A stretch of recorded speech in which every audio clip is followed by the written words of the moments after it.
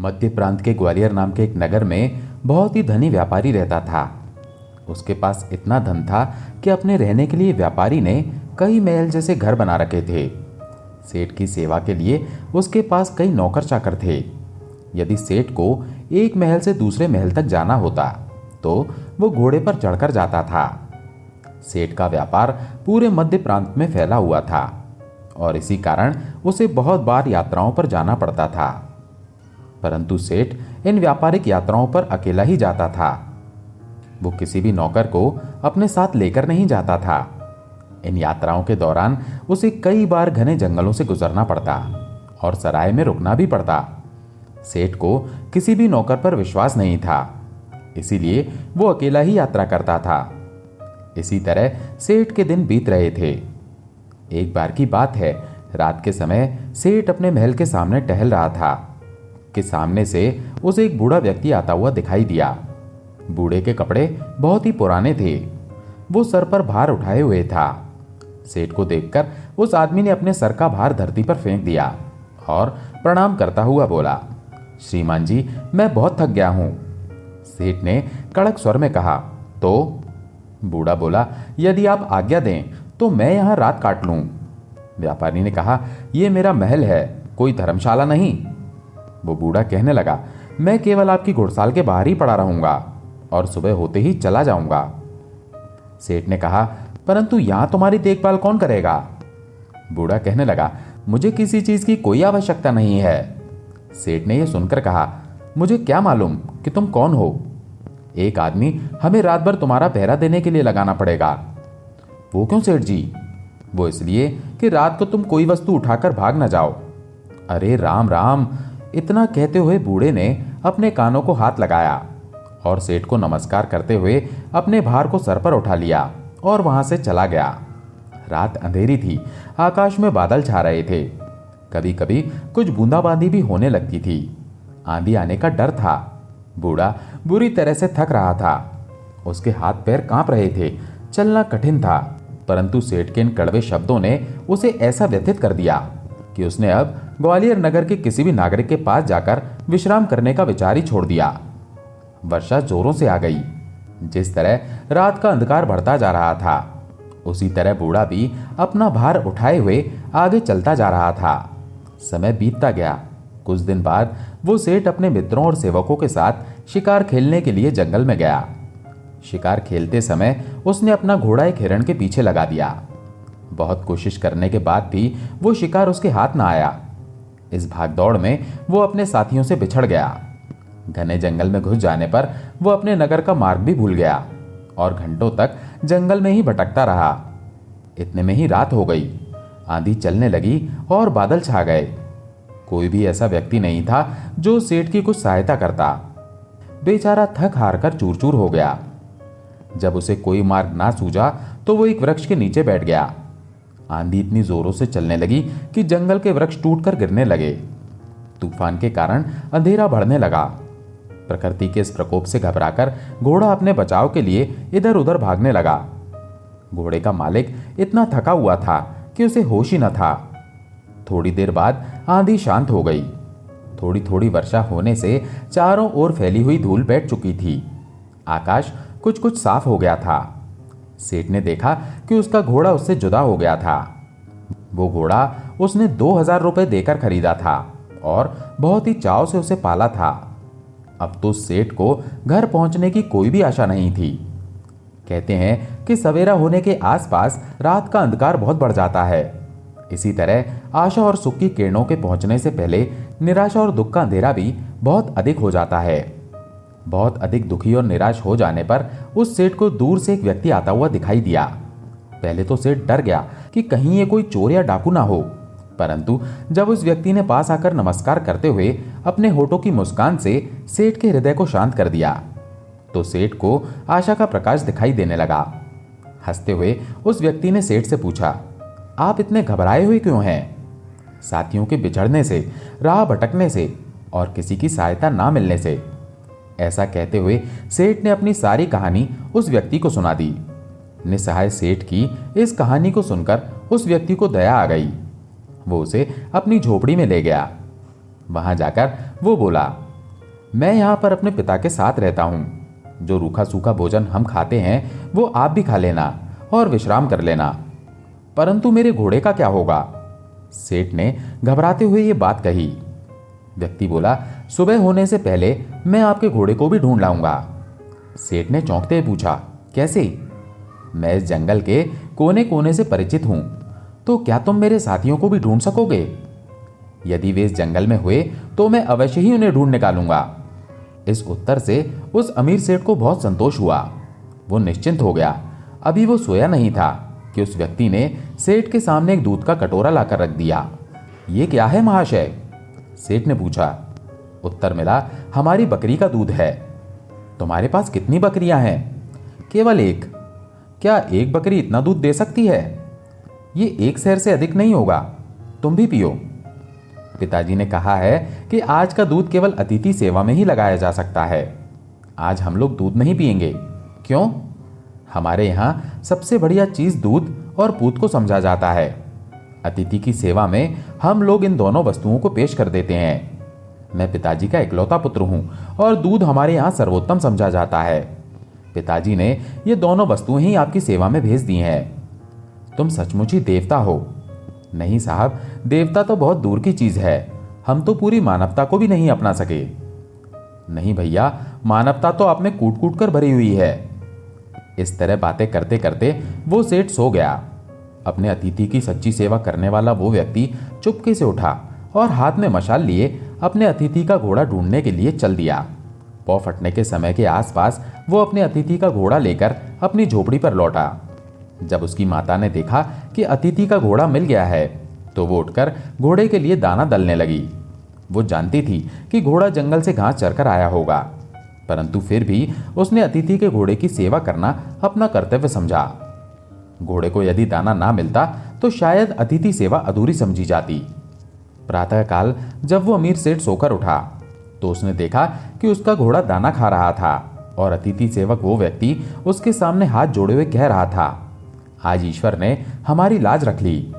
सेठ ने पूछा, कैसे? आपका घोड़ा सकुशल मिल गया। यदि वो सामने की ओर निकल गया होता तो शायद बाघ उसे अपना शिकार बना लेता। यह सुनकर सेठ ने उस व्यक्ति को धन्यवाद दिया। उसी समय उस व्यक्ति की वृद्ध माता ने अतिथि के लिए दूध का कटोरा भरकर भेज दिया। दूध पी लेने के बाद सेठ ने घर लौटने की इच्छा प्रकट करते हुए कहा, मैं तुम्हारे पिता से मिलना चाहता हूं। वो नवयुवक अपने पिता को बुलाने के लिए गया।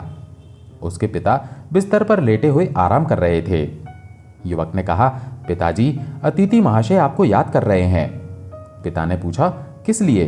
वे जाना चाहते हैं। उनसे कहो कुछ दिन और ठहरें। मैंने कहा था, परंतु वो मानते नहीं। अच्छा, तो उन्हें ग्वालियर नगर तक छोड़कर आओ। जाने से पहले वे आपके दर्शन करना चाहते हैं। बेटा, अच्छा तो यही होगा कि मैं उनसे ना मिलूं। पिता की ये बात सुनकर पुत्र को कुछ आश्चर्य हुआ। उसने अपने पिता के सामने मुख से कभी क्यों शब्द नहीं बोला था। अतः वो पिता को इस प्रकार देखने लगा मानो उसकी आंखों में क्यों शब्द लिखा हो। पिता ने पुत्र के इस प्रश्न को पढ़ लिया और उसे धीरे से समझाता हुआ बोला, तुम शायद यही पूछना चाहते हो कि मैं अतिथि से इस प्रकार दूर रहकर उसका अनादर क्यों कर रहा हूं। असल में मेरी इस बात में भी अतिथि सत्कार का ही भाव छुपा हुआ है। मैं इस अनादर में आदर की भावना को समझ नहीं सका पिताजी। समझाऊं भी कैसे? ऐसी कौन सी कठिन बात है जो मुझे ना समझा सकें? यूं ही एक व्यर्थ सी घटना है जिसके बारे में मैं बताना नहीं चाहता। अच्छा, तो अतिथि महोदय से आपके बारे में क्या कहूं? यही कि पिताजी बूढ़े हैं और रोगी भी हैं। वे बिस्तर से उठकर चल फिर नहीं सकते, अतः उनका बाहर आना कठिन है। पुत्र ने अपने पिता का संदेश उस अमीर सेठ तक पहुंचा दिया। ये बात सुनकर सेठ बोला, इस पवित्र स्थान पर आकर मैं ऐसे महात्मा को देखे बिना कैसे जाऊं, जिसके घर में भूले भटकों को मार्ग दिखाया जाता है, जहां अतिथि की सेवा जी जान से की जाती है, जहां अपरिचित अतिथि के घोड़े को ढूंढने के लिए घर वाले अपनी जान संकट में डाल देते हैं, जहां गृहिणी अपना खान पान उठाकर अतिथि के घोड़े का पेट भरने के लिए तैयार रहती है। तुम्हारे पिता को देखकर ही मेरा जीवन सफल हो सकता है। पुत्र ने अतिथि का संदेश पिता को कह सुनाया। अब वो वृद्ध क्या करता? उसे अतिथि के सामने आना ही पड़ा। अमीर सेठ ने जब उसे देखा तो उसी समय पहचान गया कि ये तो वही बूढ़ा है जो कुछ दिन पहले नगर में उसके महल के सामने बोझ उठाए हुए आया था। वो एक रात के लिए आश्रय मांग रहा था और सेठ ने उसे चोर तक कह दिया था। कितनी दानवता थी उस दुर्व्यवहार में। उस वृद्ध के पुत्र ने अपनी मानवता का परिचय देकर सेठ के हृदय को बिल्कुल ही बदल दिया था। अमीर सेठ हाथ जोड़कर खड़ा हो गया और अपने दुर्व्यवहार के लिए क्षमा याचना करने लगा। वृद्ध ने कहा, आपकी ओर से क्षमा याचना का प्रश्न ही पैदा नहीं होता, क्योंकि मैं बाहर आकर आपको उस पुरानी घटना की याद दिलाना नहीं चाहता था। आपके आग्रह को मैं टाल नहीं सका, इसीलिए मुझे यहां आना पड़ा। इससे शायद आपको दुख हुआ हो, अतः मुझे आपसे क्षमा मांगनी चाहिए। कितना ऊंचा है आपका व्यक्तित्व। ये कहकर वो अमीर सेठ वृद्ध के चरणों में गिर पड़ा। उसके नेत्रों से पश्चाताप के आंसू गिर रहे थे।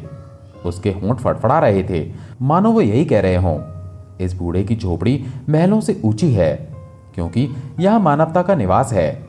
इसके बाद वो सेठ सुरक्षित अपने घर में लौट गया। इस घटना के बाद उस सेठ का हृदय बिल्कुल ही बदल गया। अब वो दीन और दुखियों की सहायता करने लगा और अपने घर आने वाले अतिथियों का भरपूर स्वागत और सत्कार भी करने लगा। कल्लन कसाई अपना काम करके धौलपुर लौट रहा था। साथ में उसकी पत्नी थी और गांठ में 300-400 रुपए की बड़ी रकम थी।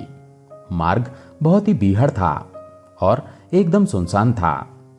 धौलपुर काफी दूर था, इसलिए कहीं ना कहीं बसेरा लेना ही था। इसीलिए उसने मुरैना नाम के एक गांव में ठहरने का निश्चय किया। उसकी पत्नी को बुखार हो गया था। रकम पास में थी और बैलगाड़ी किराए पर करने में खर्च ज्यादा पड़ता, इसीलिए कल्लन ने उस रात आराम कर लेना ही ठीक समझा। परंतु ठहरता कहां? जात छिपाने से काम नहीं चल सकता था, क्योंकि इस गांव में बहुत से लोग उसको पहचानते भी थे। कई बार वो उस गांव से बहुत से कर्मण्य और अकर्मण्य जानवर खरीद कर ले जा चुका था। कल्लन ने अपनी जान पहचान के कुछ लोगों से रात भर ठहरने लायक स्थान की याचना की, परंतु किसी ने भी उसकी याचना मंजूर नहीं की। उन लोगों ने अपने जानवर कल्लन को अलग अलग और लुके छिपे बेचे थे, लेकिन कल्लन को अपने घर ठहराने से तरह तरह की खबरें फैल सकती थी, इसलिए सबने उसको इनकार कर दिया। उसी गांव में एक गरीब ठाकुर रहता था।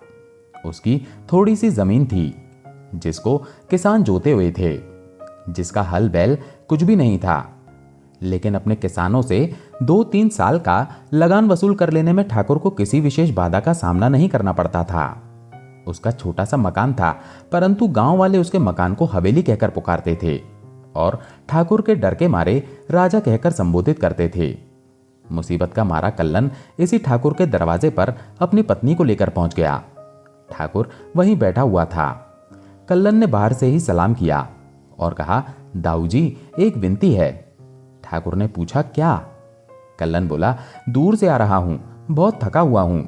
मेरी औरत को बहुत जोर से बुखार आ गया है। जाड़े में बाहर रहने से ना जाने इसकी क्या हालत हो जाएगी, इसलिए रात भर के लिए कहीं थोड़ी सी जगह दे दीजिए। ठाकुर ने प्रश्न किया, कौन लोग हो तुम? हूं तो कसाई। कल्लन ने सीधा सा उत्तर दिया और उसके चेहरे पर गिड़गिड़ाहट के भाव आ गए। ठाकुर की बड़ी बड़ी आंखों में कठोरता छा गई और बोला, जानता है किसका घर है ये? यहां तक आने की हिम्मत कैसे की तूने? कल्लन ने आशा भरे स्वर में कहा, ये राजा का घर है, इसलिए शरण में आया हूं। ठाकुर की आंखों से तुरंत ही कठोरता गायब हो गई। वो जरा नरम स्वर में बोला, किसी ने तुमको बसेरा नहीं दिया? नहीं महाराज, कल्लन ने उत्तर दिया। बहुत कोशिश की, परंतु मेरे खोटे पेशे के कारण किसी ने मेरी मदद नहीं की। वो दरवाजे से बाहर ही एक कोने में बैठा हुआ था। उसकी पत्नी दर्द के मारे कराह रही थी और कांप रही थी। ठाकुर बोला, तुम भीतर आ जाओ और एक कोने में पड़े रहना। जब वो दोनों भीतर आ गए तो ठाकुर ने पूछा, तुम यहां से उठकर कब जाओगे? जवाब मिला, अंधेरे में ही महाराज। खाने के लिए रोटियां बांधी हुई हैं, इसलिए पकाने की जरूरत ना पड़ेगी। तुम्हारा नाम? कल्लन। थोड़ी देर बाद ठाकुर ने कल्लन से पूछा, कहां से आ रहे हो? कल्लन ने जगह का नाम बतलाया। वहां किस लिए गए थे? अपने रोजगार के लिए। काम तुम्हारा बहुत ही बुरा है। क्या करूं, पेट के लिए करना पड़ता है। परमात्मा ने जिसके लिए जो रोजगार नियत किया है वही उसे करना पड़ता है। क्या कोई कमाई हुई? प्रश्न करने में ठाकुर को जरा संकोच हुआ और प्रश्न का उत्तर देने में कल्लन को उससे भी ज्यादा संकोच हुआ। कल्लन ने जवाब दिया, महाराज, पेट के लायक कुछ मिल गया है, बस यूं ही समझ लीजिए। ठाकुर ने इस पर कोई जिद नहीं की। कल्लन एक क्षण के बाद बोला, भोर होते ही मैं यहां से चला जाऊंगा, तब तक मेरी घरवाली की तबीयत भी अच्छी हो जाएगी। इसके बाद दिन भर के थके हुए पति पत्नी सो गए। काफी रात गए कुछ लोग ठाकुर के घर के बाहर आए और बड़े ही दबे स्वर में ठाकुर को बुलाने लगे। ठाकुर बाहर निकल आया। आगंतुकों में से एक ने धीरे से कहा, दाऊ जी, आज तो खाली हाथ लौटे हैं, कल संध्या का शगुन बैठा है। ठाकुर ने कहा, आज जरूरत थी, खैर कल देखा जाएगा। क्या कोई उपाय किया? हाँ, आगंतुक बोला, एक कसाई रुपए बांधे हुए इसी ओर आया है, परंतु हम लोग जरा देर में पहुंचे और वो खिसक गया। कल देखेंगे, जरा जल्दी जाएंगे। ठाकुर ने घृणा भरे स्वर में कहा, कसाई का पैसा ना छुएंगे। क्यों? बुरी कमाई है। उसके रुपए पर कसाई थोड़े लिखा है, परंतु उसके व्यवसाय से वो रुपया दूषित हो गया है। रुपया तो दूसरों का है, कसाई के हाथ में आने से कसाई का थोड़े हुआ। मेरा मन नहीं मानता, वो अशुद्ध है, हम अपनी तलवार से शुद्ध कर लेंगे। ज्यादा बहस नहीं हुई। ठाकुर ने कुछ सोचकर अपने साथियों को बाहर के बाहर ही टाल दिया। भीतर देखा तो कसाई सो रहा था और उसकी पत्नी भी। ठाकुर भी जाकर सो गया। सवेरा हो गया, परंतु कल्लन ना जा सका। उसकी पत्नी का बुखार तो हल्का हो गया था, परंतु पूरे शरीर में पीड़ा थी और वो एकदम चल भी नहीं सकती थी। ठाकुर उसे वहां ठहरा हुआ देखकर क्रोधित हो गया। वो कल्लन से बोला, मैंने तुम्हारी खूब मेहमाननवाजी कर ली है, अभी थोड़ी देर में ही पूरे गांव को तुम्हारे बारे में पता चल जाएगा, तो सारे लोग तरह तरह की बकवास करेंगे। तुम अभी इसी समय बाहर निकल जाओ। कल्लन ने बहुत विनती की, परंतु ठाकुर न माना। हालांकि गांव भर में वो अपना दबदबा मानता था, परंतु लोकमत का दबदबा उसके ऊपर भी हावी था। इसीलिए कल्लन अपनी पत्नी सहित गांव से बाहर आ गया और एक पेड़ के नीचे जा बैठा। मनी मन वो गांव वालों को कोसने लगा। उसे आशा थी कि पहर आध पहर में उसकी पत्नी की तबीयत ठीक हो जाएगी और वो पैदल यात्रा कर सकेगी, परंतु ऐसा ना हुआ। तब उसने एक बैलगाड़ी किराए पर लेने का निर्णय किया। बड़ी ही मुश्किल से एक गाड़ी वाला किराए पर गाड़ी ले जाने के लिए तैयार हो गया। इतने में दोपहर हो गई। उसकी पत्नी को जोर का बुखार हो आया। अब जाड़े के मारे वो थर-थर कांप रही थी। वो इतनी ज्यादा कांप रही थी कि कल्लन की हिम्मत उसे ले जाने की ना हुई। गाड़ी में अधिक हवा लगने का भय भी था। कल्लन ने उस समय यात्रा को स्थगित कर दिया, जब तक कि उस बेचारी की कम से कम कपकपी बंद ना हो जाए। लगभग 1 घंटे बाद उसकी कपकपी बंद हो गई, परंतु बुखार अभी भी तेज था। कल्लन ने अपनी पत्नी को गाड़ी में डाल दिया और गाड़ी वाले से जल्दी चलने को कहा। गाड़ी वाला बोला, दिन भर तो यहीं लगा दिया, अब जल्दी चलने को कहते हो। कल्लन ने बड़े ही मीठे स्वर में उसको फिर से जल्दी चलने के लिए कहा। वो बोला, इतने किराए में काम नहीं चलेगा, अपना रुपया वापस ले लो, मैं तो घर जाता हूं। कल्लन ने दांत पीसे। कुछ क्षण के लिए वो चुप रहा, फिर बहुत ही सचेत होकर कहने लगा, भाई, आफत सबके ऊपर आती है, मनुष्य ही तो मनुष्य को सहारा देता है, जानवर तो नहीं देते। तुम्हारे भी बाल बच्चे हैं, कुछ दया से काम लो। कसाई को दया का व्याख्यान देते सुनकर गाड़ी वाले को हंसी आ गई। उसको टस से मस ना होते देखकर कल्लन ने उसे और पैसे दिए। तब उसने गाड़ी चलाना शुरू किया। 5-6 मील चलने के बाद संध्या हो गई। आसपास कोई गांव भी नहीं था। कल्लन की गाड़ी धीरे धीरे चलती जा रही थी। उसकी पत्नी बुखार में बेहोश सी पड़ी थी। कल्लन ने अपनी कमर को टटोला, जहां पर उसकी रकम सुरक्षित बंधी पड़ी थी। कल्लन को याद आया कि पत्नी के बुखार के कारण आंटी का कुछ बोझ कम कर देना पड़ा है, और उसे यह भी याद आ गया कि गाड़ी वाले की जिद के कारण उसने उसको कुछ और पैसे व्यर्थ में ही दिए थे। उसको गाड़ी वाले पर क्रोध आ रहा था, परंतु उसको क्रोध प्रकट करने की उस समय इच्छा न थी। बातचीत करके रास्ता काटने की इच्छा से उन्होंने वार्तालाप शुरू किया। गांव तो यहां से दूर मिलेगा, बहुत दूर, वहीं ठहरेंगे। किसके यहां? किसी के यहां भी नहीं, पेड़ के नीचे। कल सवेरे धौलपुर चलेंगे। कल को फिर से पैसे मत मांग उठना। कैसे मांगूंगा? किराया ले चुका हूं, अब फिर से पैसे थोड़ी मांगूंगा, जैसे आज गांव में हट करके मांगा था। बेटा, धौलपुर होता तो बतला देता। क्या बतला देते? क्या फ्री फोकट में गाड़ी में बैठना चाहते थे? क्यों बे, क्या रुपया देकर भी फ्री फोकट में बैठना कहता है? जानता है मेरा नाम कल्लन है। अगर बीच में गड़बड़ करेगा तो यहीं पर तुझे छुरे से काटकर फेंक दूंगा और गाड़ी लेकर धौलपुर चला जाऊंगा। कल्लन क्रोध को प्रकट करना नहीं चाहता था, परंतु फिर भी बिना कारण के ही वो अपना क्रोध प्रकट कर बैठा। गाड़ी वाले ने इधर उधर देखा। अंधेरा हो गया था और चारों ओर सुनसान था। आसपास झाड़ियां खड़ी थी। ऐसा जान पड़ता था कि कहीं से कोई अब निकला कि अब निकला। कल्लन की बात सुनकर उसकी हड्डी भी कांप गई। ऐसा जान पड़ता था मानो पसलियों को उसकी ठंडी छुरी छू रही हो। गाड़ी वाला चुपचाप बैलों को हाँकने लगा। उसने सोचा कि कोई गांव आएगा तो गाड़ी छोड़कर नीचे खड़ा हो जाऊंगा और हल्ला गुल्ला करके गांव वालों की मदद से अपना पीछा कल्लन से छुड़ा लूंगा। रुपए पैसे भले ही वापस कर दूंगा, परंतु और आगे ना जाऊंगा। कहीं सचमुच मार्ग में मुझे ये मार न डाले। गाड़ी अभी थोड़ी दूर और चली होगी कि बैल ठिठक कर खड़े हो गए। कल्लन सामने नहीं देख रहा था, इसलिए जरा कड़क कर गाड़ी वाले से बोला, क्यों बे बदमाश, सो गया क्या? उससे भी ज्यादा कड़क आवाज में सामने रास्ते में खड़े आदमियों की एक टोली में से एक आदमी का स्वर सुनाई दिया, खबरदार जो आगे बढ़े। कल्लन ने सामने देखा कि 4-5 आदमी बड़े बड़े लठ लेकर ना जाने कहां से आ गए हैं। उनमें से एक ने तुरंत बैलों को रोक लिया और 2 लोग गाड़ी के दाएं बाएं खड़े होकर आक्रमण करने को तैयार हो गए। गाड़ी वाला गाड़ी छोड़कर नीचे खड़ा हुआ, बोला, मालिक मैं तो गाड़ी वाला हूं, मुझे इससे कोई सरोकार नहीं है। एक ने गरज कर पूछा, ये कौन है? गाड़ी वाले की गिग्गी बंध गई थी, उससे कोई उत्तर देते न बना। उन्होंने कल्लन को भी नीचे उतार लिया। तब कल्लन ने बड़े ही नरम स्वर में कहा, मैं बहुत ही गरीब आदमी हूं, मेरे पास कुछ नहीं है। मेरी औरत गाड़ी में बीमार पड़ी है, मुझे जाने दीजिए। उन लोगों में से एक ने कल्लन के सर पर लाठी टिकाई। गाड़ी वाला खिसकना चाहता था तो दूसरे ने उसे पकड़ लिया।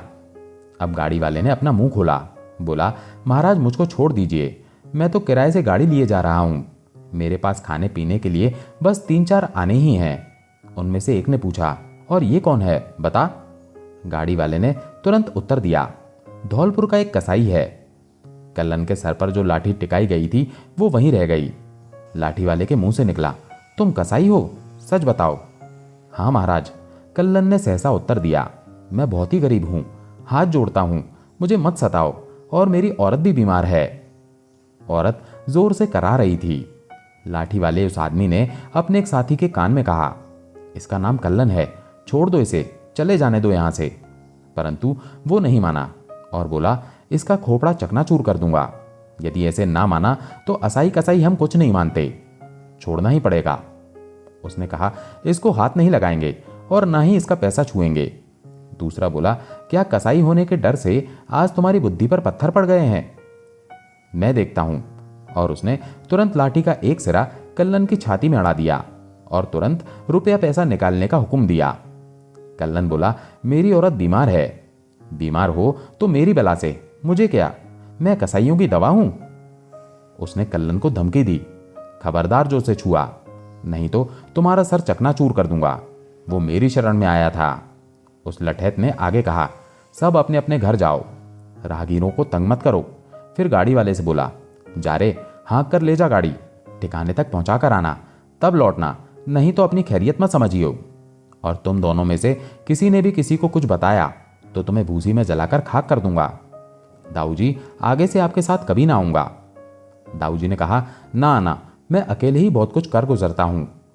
परंतु ठाकुर शरणागत के साथ घात नहीं करता, इस बात को गांठ बांध लेना। असल में नरम हृदय वाला वो लठैत ठाकुर था, परंतु कल्लन कसाई नहीं जानता था कि उसी ठाकुर की वजह से आज वो लुटने से बचा है। ठाकुर ने अपना शरणागत धर्म निभाया और कल्लन को सुरक्षित उसके घर जाने दिया।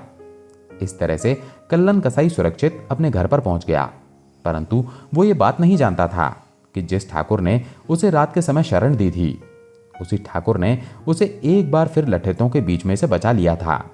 ठाकुर भले ही एक कठोर हृदय आदमी था, परंतु अपनी शरण में आए हुए की रक्षा करना वो अपना धर्म समझता था और अपने शरणागत धर्म का पालन करने के लिए उसने अपने साथियों से भी बैर मोल ले लिया। बात उस युग की है जब चोल देश की बागडोर एक रानी के हाथों में थी। वहां का सेनापति एक बहुत ही बहादुर सामंत था। वो बहुत ही वीर, नेक दिल, साहसी और देश प्रेमी था। कोई भी शासक उसके भरोसे पर देश की सुरक्षा छोड़कर निश्चिंत हो सकता था। इसके साथ साथ वो शाही प्रेमी भी था। रानी उससे प्यार करती थी और वो रानी और अपने देश दोनों के प्रति ही पूर्ण समर्पित और वफादार था। उसके हाथों की कोमल उंगलियां जब रानी के सुनहरे बालों को सहलाती तो उस स्पर्श के जादू से उसका पूरा शरीर तरंगित हो उठता था। मगर यही उंगलियां जब तलवार की मूठ पर कस जाती तो शत्रु के कलेजे तक हिल जाते। उसका दिल रानी के प्रेम में सराबोर था, मगर जब बात देश की सुरक्षा की होती तो यही प्रेम भरा दिल वज्र का सा हो जाता था। पूरा देश उसकी दिलेरी वीरता और देशभक्ति का लोहा मानता था। प्रजा को उस पर पूर्ण विश्वास था। उसका हर जगह पर सम्मान होता था। वो देश के सभी नवयुवकों का आदर्श पुरुष था। किसी खास मौके पर जब वो अपने घोड़े पर सवार होकर शहर की गलियों से गुजरता तो नवयुवतियां उसकी एक झलक पाने के लिए बेचैन हो जाती थी। और जब सेनापति देश की सीमाओं पर गश्त के लिए निकलता तो पड़ोसी देशों की सेना में सेनापति के भय से दहशत फैल जाती थी। वो सेनापति ऐसे अद्भुत और बेमिसाल व्यक्तित्व का स्वामी था। इसी नगर में रागिनी नाम की एक लोक नर्तकी यानी नगर वधू रहती थी। राजधानी के बड़े बड़े अमीर, छोटे बड़े सामंत, धनवान सेठ और बड़े बड़े सरकारी अधिकारी अपने मनोरंजन और मौज मस्ती के लिए इधर आते थे। रागिनी एक बहुत ही सुंदर औरत थी। उसके पास नर्तकियों का पूरा समूह था। उसकी बड़ी इच्छा थी कि एक बार सेनापति भी उसकी नृत्यशाला में आकर उसका नृत्य देखे, मगर सेनापति ने कभी उस तरफ मुंह करके भी नहीं देखा। रागिनी ने अपनी तरफ से पहल करते हुए अपने एक सेवक को सेनापति के पास भेजा और रंगशाला में आने का निमंत्रण दिया, मगर सेनापति ने वहां जाना उचित नहीं समझा। रागिनी ने दूसरी बार फिर से अपने एक सेवक को सेनापति के पास अनुरोध लेकर भेजा, मगर सेनापति फिर टाल गए। तीसरी बार फिर से एक संदेश वाहक भेजा गया। अब की बार सेनापति ने कहा, मैं तुम्हें पहले भी कई बार समझा चुका हूं कि मैं तुम्हारी रंगशाला में नहीं आ सकता, मगर तुम्हारी नादान मालकिन ये बात समझती ही नहीं। वो एक लोक नर्तकी है, मैं उसका पूरा सम्मान करता हूं, पर मुझ पर देश की सुरक्षा का भार है। इस कारण से मैं एक सामान्य व्यक्ति की तरह स्वतंत्र जीवन नहीं जी सकता। मैं क्षमा प्रार्थी हूं। सेनापति ने ऐसे ही विनम्रता से यह कहा। सेनापति का उत्तर सुनकर रागिनी के आत्मसम्मान को बहुत ही आघात पहुंचा। उसे लगा कि सेनापति ने कड़वा सा जवाब देकर उसका अपमान किया है। सेनापति कभी कभी अपने घोड़े को नदी में नहलाने के लिए ले जाया करता था। एक दिन सेनापति घोड़े लेकर आया तो देखा कि रागिनी और उसकी सहेलियां तंबू लगाकर वहां पर पहले से ही मौजूद थीं। दोनों का आमना सामना हुआ। रागिनी ने मोहक अंदाज में कहा, देश के रक्षक और शाही प्रेमी को इस नर्तकी का प्रणाम। प्रणाम का उत्तर देते हुए सेनापति ने पूछा, कैसी हो रागिनी? ठीक हूं जनाब, लगता है आप घोड़े को नहलाने के लिए आए हैं, मगर यह स्थान तो हमने पहले से ही घेर लिया है। आपसे एक सवाल का जवाब चाहती हूं, फिर उसके बाद यहां से चली जाऊंगी। सेनापति बोले, बोलो क्या पूछना चाहती हो? तुम्हें अपना सवाल पूछने की पूरी आजादी है। बस मुझे इतना बता दीजिए कि राजमहल में आप अपनी इच्छा से कब गए थे? सत्य बताइएगा सेनापति जी। अपनी इच्छा से तो कभी नहीं गया रागिनी। मेरी इच्छा का कोई मतलब नहीं है। जब महारानी बुलाती है मैं तभी जाता हूं। तो इसका मतलब है आपकी कोई इच्छा या चाहत नहीं है। यदि कोई चांदनी रात, बसंती हवा, मधुर संगीत किसी का साथ पाने को बेचैन कर दे तब क्या होता है? कैसा लगता है? सेनापति की चेतना पर मानो हथौड़े पड़ने लगे। मैं कौन हूं? हुक्म का गुलाम? महारानी के आदेशों पर नाचने वाला पुतला? सीमाओं की रक्षा करना मेरी जिम्मेदारी है। मेरी ताकत का प्रयोग देश की रक्षा के लिए, और मेरी इच्छा, मेरे अरमान।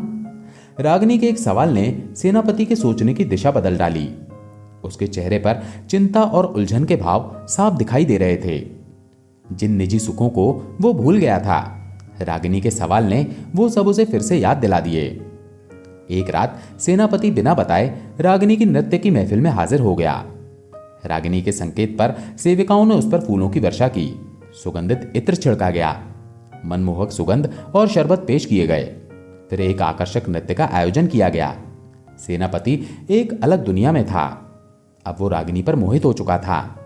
सेनापति ने कहा, मैं तुम्हें पाना चाहता हूं रागिनी, बोलो क्या कहती हो? रागिनी ने कहा, यदि आप मुझे पाना चाहते हैं तो आपको 3 उपहार मुझे देने होंगे। तुम कैसा उपहार चाहती हो रागिनी? मैं तुम्हें मनचाहा उपहार लाकर दे सकता हूं। बहके हुए सेनापति ने कहा, 3 चीजें, एक हार, एक कंघी और एक आईना। ठीक है, अगली बार ये तीनों उपहार लेकर ही मैं तुम्हारे पास आऊंगा। अब मुझे जाना होगा रागिनी। ठीक है, मगर जाने से पहले आपके सामने कुछ और बातें स्पष्ट कर देना चाहती हूं, ताकि आप हमें भली भांति से समझ सकें और किसी तरह की कोई गलतफहमी का शिकार ना हो। इसलिए आप सावधान होकर मेरी बात सुनिए। सेनापति सावधान हो गया। देखिए, नृत्यशाला हमारा मुख्य कार्य है और हम नाच गाना करके लोगों का मनोरंजन करते हैं। मेरे पास बड़े से बड़े धुरंधर एक से बढ़कर एक उपहार लेकर पेश हो चुके हैं, मगर मैंने धन्यवाद सहित सारे उपहार अस्वीकार कर दिए। आप पहले व्यक्ति हैं जिससे उपहार लेने का मेरा दिल कह रहा है। रागिनी ने अपनी बात पूरी की। सेनापति उसके मुंह से अपने बारे में ऐसे शब्द सुनकर भाव विभोर हो गया और बोला, अगली बार आपके लिए ये तीनों उपहार लेकर ही आऊंगा। आप असाधारण व्यक्ति हैं सेनापति, अतः उपहार भी असाधारण होने चाहिए। रागिनी मोहक अंदाज में बोली, तो बताइए किस तरह के असाधारण उपहार आपको चाहिए, मैं वैसे ही लाकर दूंगा। वादा करते हो सेनापति? बिल्कुल करता हूं, आप कहिए तो। सेनापति रागिनी पर पूरी तरह से मोहित हो चुका था। मुझे वो हार चाहिए जो कुलदेवी की प्रतिमा के गले में है। मुझे वो कंघी चाहिए जो राजपुरोहित की पत्नी अपने जूड़े में हमेशा लगा कर रखती है, और मुझे वो आईना चाहिए जो राजनर्तकी अपने श्रृंगार में प्रयोग करती है। रागिनी ने सदे हुए शब्दों में ये बात कही। सेनापति अंधा हो गया था। एक बार तो वो इन अनोखी मांगों को सुनकर चकरा गया, मगर फिर संकल्प किया कि ये तीनों उपहार अतिशीघ्र वो रागिनी को भेंट करेगा। कुलदेवी की प्रतिमा के गले में जो हार था वो सरकारी संपत्ति था। उसे न मांग कर लिया जा सकता था और न ही खरीदा जा सकता था। उसे केवल चुराया जा सकता था। इसके अलावा कोई भी विकल्प नहीं था। परंतु सेनापति के दिमाग पर तो रागिनी का भूत सवार था। उसने देवी की प्रतिमा के गले का हार चुराया और अपने पास छिपाकर रख लिया। सुबह होते ही कुलदेवी की प्रतिमा के गले से हार चोरी होने का समाचार जंगल की आग की तरह फैल गया। शहर के कोतवाल को चोर पकड़ने की जिम्मेदारी सौंपी गई। अब सेनापति ने राजपुरोहित के घर के आसपास घूमना शुरू कर दिया। एक रात उसने देखा कि राजपुरोहित की पत्नी चांदनी रात में बगीचे में घूम रही थी। वो अचानक उसके सामने आ गया। सेनापति को अपने सामने देखकर वो हैरान रह गई। अरे आप! उसके मुंह से अनायास ही ये शब्द फूट पड़े। जी हां, मैं सेनापति हूं ना। देश की सीमाओं पर गश्त करते करते कभी कभी अंदर भी झांक लेता हूं। संयोगवश आपसे भेंट होनी थी, शायद इसलिए यहां पर आ निकला। आइए थोड़ी देर बैठते हैं। राजपुरोहित की पत्नी सेनापति के साथ वहां पर एक पेड़ के नीचे बैठ गई। अचानक सेनापति ने अपने मजबूत हाथों से उसका गला दबा दिया और वो पल भर में शांत हो गई। सेनापति ने उसके जूड़े से कंघी निकाली और बड़ी ही नजाकत के साथ उसका शव वहीं बगीचे में लेटा दिया। अब सेनापति राजनर्तकी के महल में गया। वहां पर वो सबका विश्वास पात्र था। कभी भी खाने में नशीला पदार्थ मिलाना उसके लिए कोई बड़ी बात नहीं थी। उसने राजनर्तकी के खाने में नशीला पदार्थ मिला दिया। नशे में डूबी नर्तकी के श्रृंगार कक्ष से वो आईना चोरी हो गया। लगातार 3 आपराधिक वारदातों ने महारानी को विचलित कर दिया। उसने सेनापति के सामने अपनी चिंता प्रकट की। सेनापति ने कहा, मेरा काम बाहरी शत्रुओं से देश की रक्षा करना है, मगर आप चिंता ना करें। आज से मैं आंतरिक सुरक्षा का भी दायित्व लेता हूं। भविष्य में ऐसा कुछ नहीं होगा। मैं सचेत रहूंगा। आप इत्मीनान रखिए। अब सेनापति ने तीनों उपहार पा लिए। वो इन उपहारों को रागिनी के पास ले जाने के लिए बहुत ही आतुर था। रागिनी का गुलाबी बदन रह रहकर सेनापति के मन में प्रतिबिंबित हो रहा था। अचानक वो कल्पना करने लगा कि कुलदेवी का हार पहनकर रागिनी कैसी लगेगी। कल्पना करते करते उसके मस्तिष्क में एक जोरदार झटका लगा। ऐसा लगा जैसे भयंकर बिजली का झटका उसे सर से पैर तक बुरी तरह से झुलसा गया हो। चेतना पर मानो कई हथौड़े पड़ने लगे। उसकी छठी इंद्री कुछ सवालों के संकेत देने लगी थी। प्रश्नों का चक्रव्यूह उसे घेर चुका था। पहला प्रश्न, रागिनी नगर वधू है। वो इतनी भोली तो नहीं कि देश के नियम कायदों को ना जानती हो। उसे पहले से ही पता था कि कुलदेवी की प्रतिमा का हार केवल चोरी से ही हासिल किया जा सकता है। राष्ट्रीय महत्व की कोई भी चीज चोरी हो जाती है तो उसकी चर्चा भी होगी और चोर की तलाश भी जोर शोर से की जाएगी। ऐसे में कोई उस हार को गले में धारण करके स्वयं अपनी मौत क्यों बुलाएगा? जब रागिनी इस हार को पहन ही नहीं सकती तो उसने ऐसा उपहार मांगा ही क्यों? अगला सवाल। राजपुरोहित की पत्नी नगर की एक प्रतिष्ठित महिला थी। उसकी हीरों से जड़ी हुई सोने की कंघी के बारे में सब जानते थे। उसके जूड़े से कंघी निकालने के लिए या तो मैं उसकी हत्या करूंगा या फिर पकड़ा जाऊंगा। रागिनी ने सब पहले से ही सोच लिया था। मैं हत्यारा बन गया। क्या कोई किसी लाश से उतरा हुआ कपड़ा या जेवर पहन सकता है? कदापि नहीं। फिर उसने ऐसा उपहार क्यों मांगा? मुझसे हत्या जैसा अपराध कराने के लिए। ओह, कहां चल दिया था मैं? तीसरा प्रश्न। राजनर्तकी का आईना। दोनों हम पेशा थी। कभी कभी किसी विशेष अवसर पर दोनों का सामूहिक नृत्य भी होता था। एक ही पेशे से जुड़े होने के कारण अक्सर मिलना जुलना भी होता रहता था। ऐसे में इस आईने को रागिनी अपने प्रयोग में कैसे ला सकती थी, जबकि उसके पकड़े जाने का डर था? ओह, तो ये योजना थी कि या तो मैं आईना चुराऊंगा या चुराते हुए पकड़ा जाऊंगा। दोनों ही स्थितियों में मेरी प्रतिष्ठा गिर जाएगी। आखिर क्या चाहती थी रागिनी? सेनापति का दिमाग सनसना उठा। कुछ समय के लिए वो अपना मूल चरित्र अवश्य खो बैठा था, मगर था तो वो योद्धा ही। हर पल सचेत, सजग और सावधान, देश का सच्चा प्रहरी। अब वो अपने मूल स्वरूप को पा चुका था। वो एक निर्णय ले चुका था। उसके चेहरे पर सुकून था। अगली शाम को वो तीनों चीजें लेकर रागिनी की महफिल में उपस्थित हो गया। उस समय रागिनी और सेनापति के अलावा वहां पर कोई नहीं था। देखो रागिनी, ये रेशमी थैली। अपने वायदे के अनुसार मैं तीनों उपहार लेकर उपस्थित हुआ हूं, मगर ये उपहार स्वीकार करने से पहले तुम्हें मेरी एक बात स्वीकार करनी होगी। वचन देती हो जैसा मैंने दिया था? हाँ, मैंने वचन दिया। बोलो क्या करना है मुझे? सेनापति ने कहा, तुम्हें अपने गले में कुलदेवी का हार धारण करना होगा। अपने जूड़े में राजपुरोहित की पत्नी की कंघी लगानी होगी। हाथ में राजनर्तकी का आईना पकड़कर भरी महफिल में नृत्य करना होगा। सेनापति ने बड़े ही संयत शब्दों में अपनी बात पूरी की। मगर तुम तो मुझे पाना चाहते थे। रागिनी के चेहरे पर बेबसी छा गई। तुमको तो मैं पा चुका हूं, यकीनन पूरी तरह से पा चुका हूं। अब रागिनी को अपना वचन पूरा करना था। तीनों उपहार से सजी हुई रागिनी भरी महफिल में मंच पर आ गई। उसकी महफिल में जमा हुए लोग उसे देखने लगे तो किसी ने कहा, वो देखो, कुलदेवी के गले का हार इस नगरवधू के गले में। दूसरी ओर से आवाज आई, अरे वो देखो, राजपुरोहित की पत्नी के जैसी कंघी इस नर्तकी के जूड़े में। चारों तरफ शोर मच गया और ये बात उड़ते उड़ते राजमहल तक पहुंच गई। अगले ही दिन रागिनी को गिरफ्तार कर लिया गया। वो जानती थी कि यदि उसने सेनापति का नाम लिया तो कोई भी उसकी बात पर विश्वास नहीं करेगा। वो खामोश रही। न्यायाधीश के सामने उसने अपना अपराध स्वीकार कर लिया। रागिनी को कारागार में डाल दिया गया। एक बूढ़ा सेवादार उसे समय पर खाने पीने की सामग्री दे जाता था। उसका खाना बहुत ही उत्तम और स्वादिष्ट होता था। कारागार में उसके सुख सुविधा का पूरा ख्याल रखा जाता था। बूढ़ा सेवादार उसके पास घंटों बैठकर बातें करता रहता। एक दिन उसने रागिनी से पूछा, तुमने ये चोरियां क्यों की बेटा? रागिनी बोली, बाबा, चोरी मैंने नहीं की, परंतु इन चोरियों का कारण मैं ही हूं। ये क्या कहती हो बेटी? ऐसा कैसे हो सकता है? फिर तुम कारावास क्यों झेल रही हो? तुमने अपराध स्वीकार क्यों किया? वो बोली, एक राज सीने में दफन है। यदि राज को राज रखने का भरोसा देते हो तो बता सकती हूं। बुजुर्ग सेवादार ने भरोसा देने का वादा किया। रागिनी ने बेहद शांति से सारा वृतांत खोलकर उसे बता दिया। अंत में वो बोली, बाबा, औरत चाहे कितनी भी निर्लज क्यों ना हो, वो अपनी ओर से प्रणय निवेदन नहीं करती, मगर मैंने 3 बार ऐसा किया। सेनापति ने हर बार मेरा मान मर्दन किया।